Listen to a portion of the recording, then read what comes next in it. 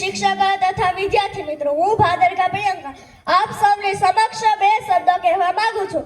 India શું આ એક ડિક્શનરીનો માત્ર એક શબ્દ છે અને વર્લ્ડ મેપમાં દોરેલો એક ખાલી ત્રિકોણ આકાર ભૂમિનો ટુકડો છે?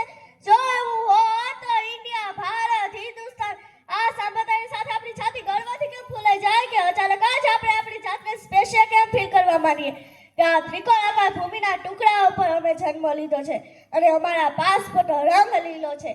ભારતીય હોવું ને ભારતીયતા આટલી કઈ સિમ્પલ વાત નથી જેટલું ડિક્શનરી અને વર્લ્ડ મેપમાં દેખાય છે. અને આજે તો મોકો છે કે આપણે આ વાત ઉપર વાત કરીએ અને ભારતની ગહેરાઈમાં એક ડૂબકી લગાડીએ. ઇન્ડિયાની ગ્લોરી ઇન્ડિયા નેશમાં જ છે, ભારતીયતામાં જ છે. ભારતતા એ ખાલી કોઈ નેશનાલિટી નથી, ભારતતા એ એક ભરી પૂરી સ્વસ્થ વિચારધારા છે.